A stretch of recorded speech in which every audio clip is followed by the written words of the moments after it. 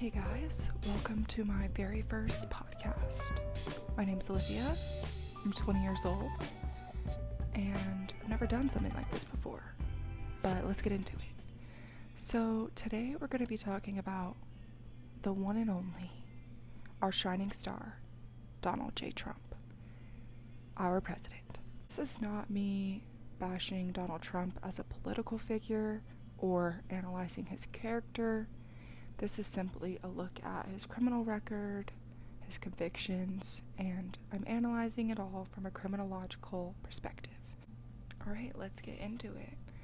So, for the most part, we're just talking about Trump's 34 felony accounts, all for falsifying business records. And I'm analyzing all this through rational choice theory, Merton's strain theory, and white collar crime theory. So with these theories, we're going to get sort of a framework for understanding Trump's motivations and some of the societal implications of his actions. So to paint the picture, in a New York court, Donald Trump was found guilty on 34 felony counts for falsifying business records in the first degree.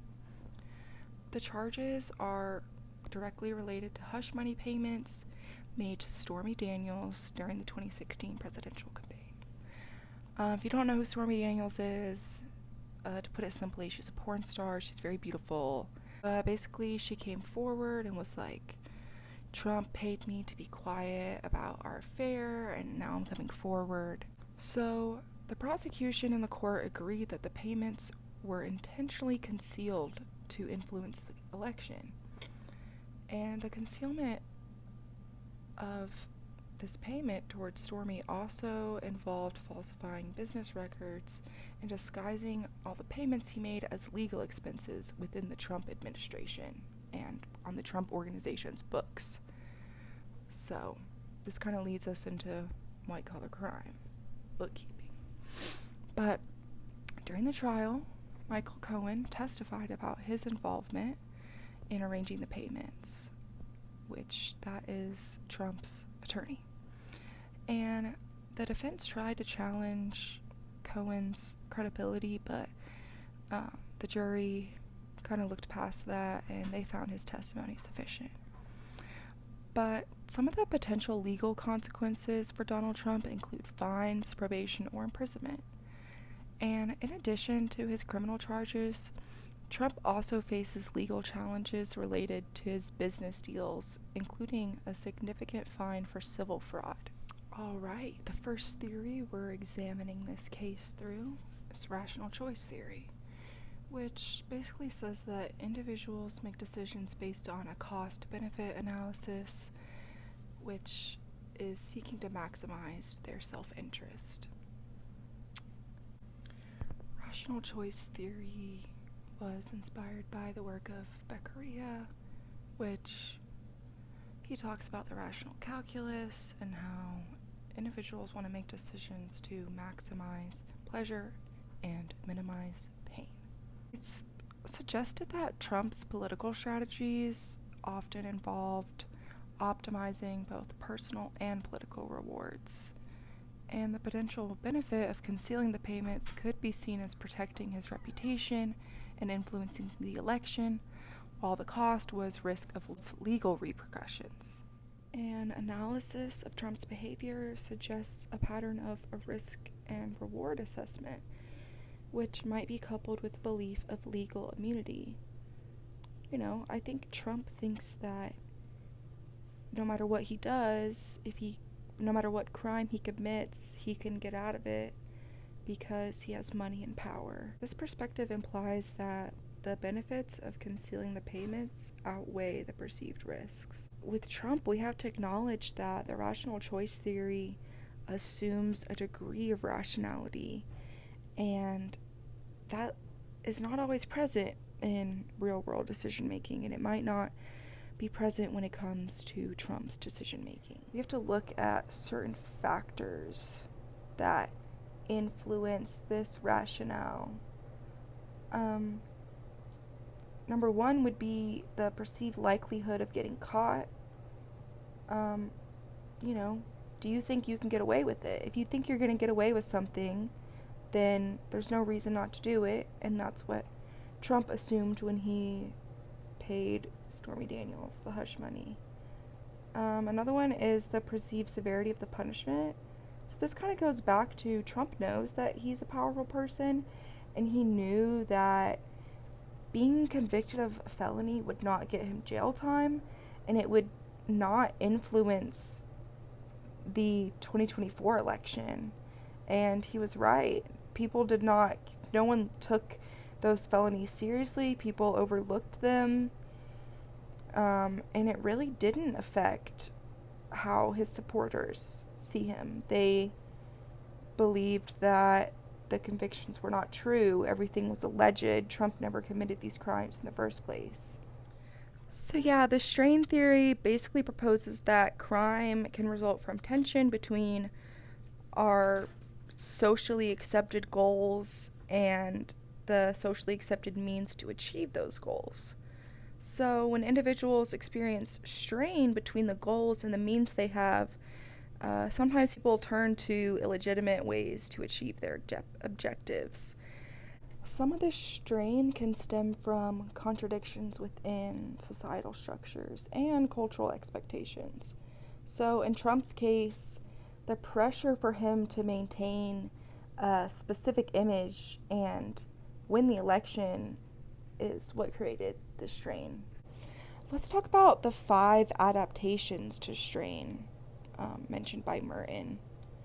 First is conformity, which is when you accept the goals and the means, and you basically work with what you got without breaking laws. Innovation is when you accept the goals but you reject the means, which is basically turning to illegal activities.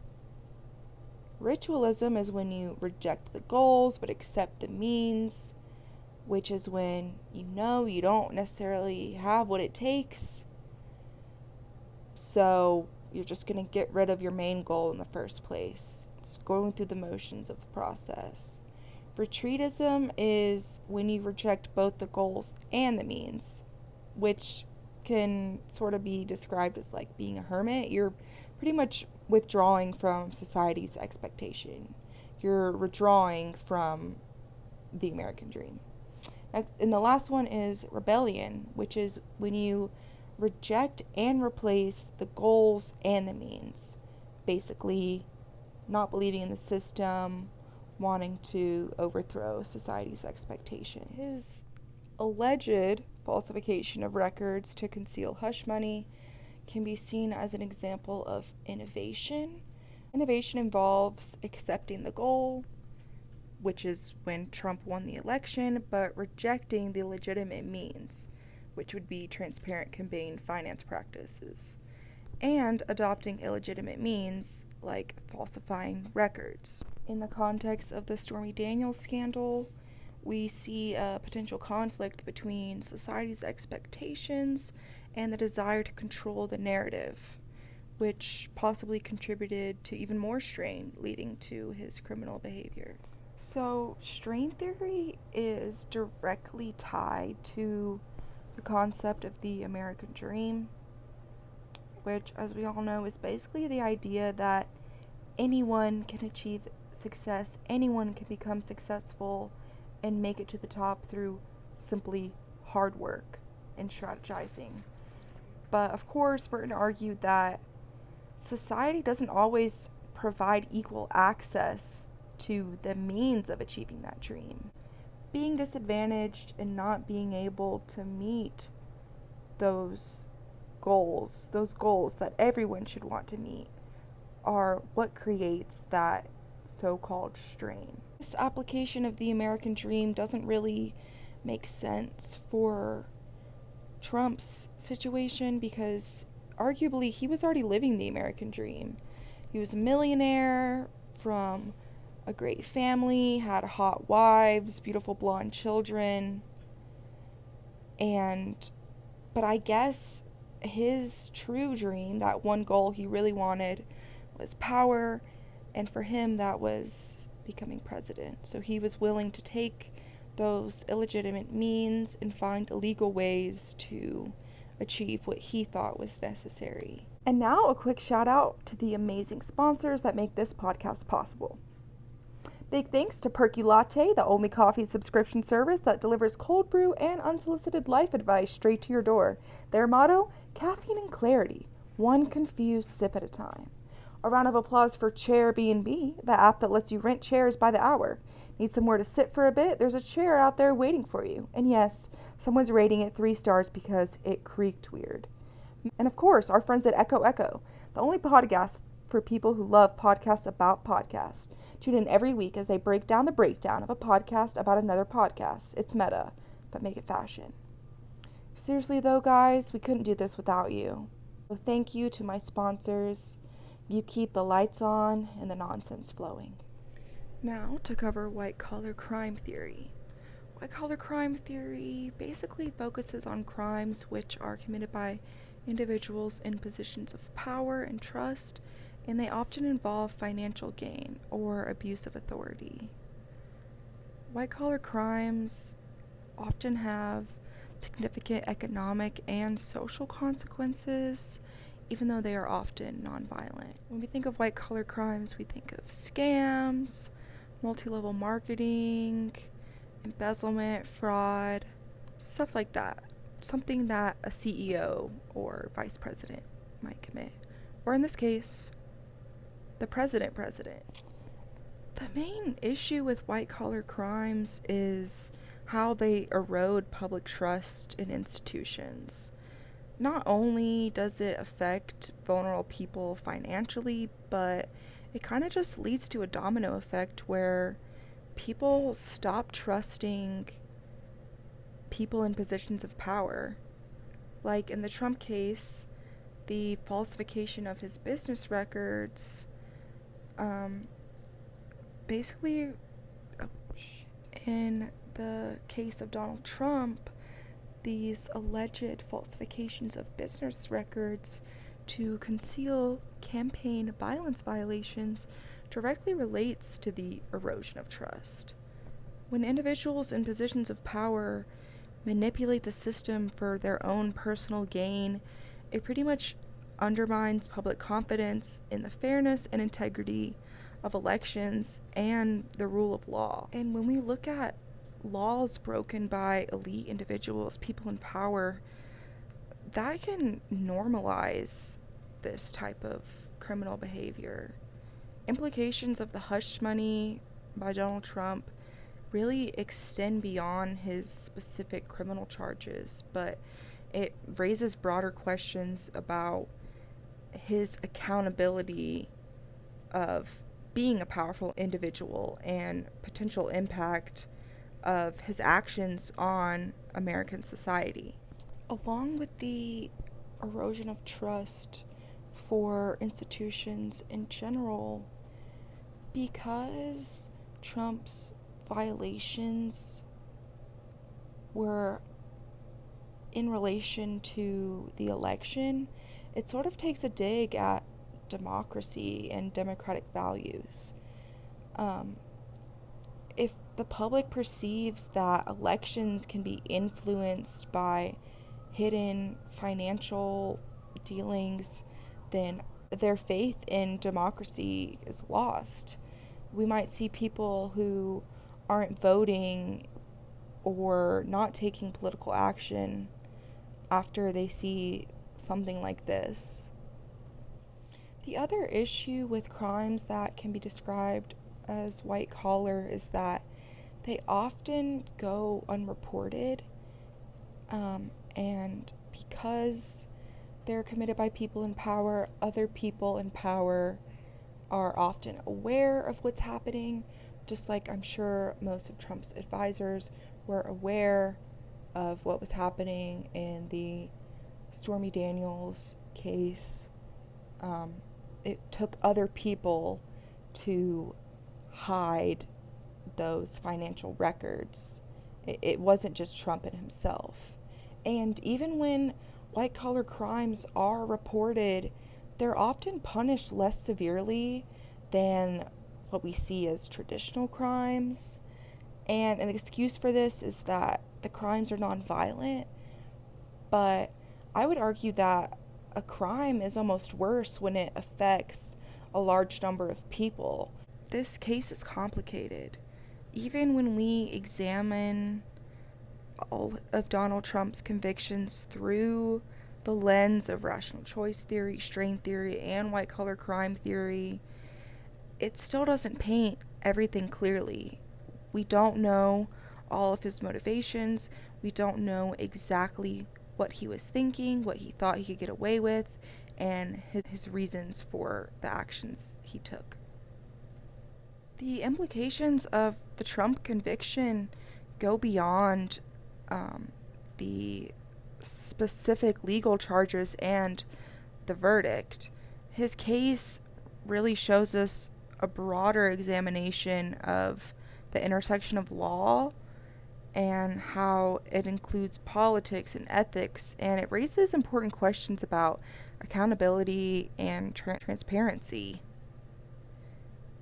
A crucial aspect is the potential impact of this case on public trust. When we see high-ranking officials or political figures, anyone in positions of power who get caught up in criminal activity, it takes away our public trust and especially our trust in democracy. A lot of times, this lack of trust has really big consequences. I've already mentioned, people not choosing to vote, but overall it just affects civic engagement and that social cohesion, the overall stability of society. The Donald Trump case highlights the challenges of addressing white-collar crime and holding powerful individuals accountable. These crimes are often complex and hard to prosecute, and there may be concerns about their influences and the resources of who's accused. The way that society responds to these cases impacts our perceptions of justice and equality. Donald Trump's case intersects issues of political polarization and the role of misinformation in shaping that public opinion. The diverse reactions to the conviction and the varying interpretations of the evidence really underscore the challenges of achieving consensus in what we know as a highly divided American society. From a criminological perspective, the Donald Trump case offers very valuable insights into the sheer complexity of criminal behavior and why it's important to apply theoretical frameworks to situations. Throughout analyzing Trump's case, I feel like we've gained a more nuanced understanding of certain factors that might have contributed to these offenses and broader social implications. We also need to recognize that criminological theories are not deterministic. They do not apply to everyone. They are simply definitive explanations. It is also important to recognize that these criminological theories mentioned and others are not deterministic. They don't give a definitive explanation for anyone's criminal behavior. They give us a framework for analysis and interpretation. They help us identify patterns and potential causations, but they aren't cookie cutter. Not everyone fits into these molds. Thanks you guys for listening to my interpretation of Donald Trump's felony convictions and listening to my thoughts on how they fit into these certain criminological perspectives and theories. And thanks again to those sponsors. Bye guys.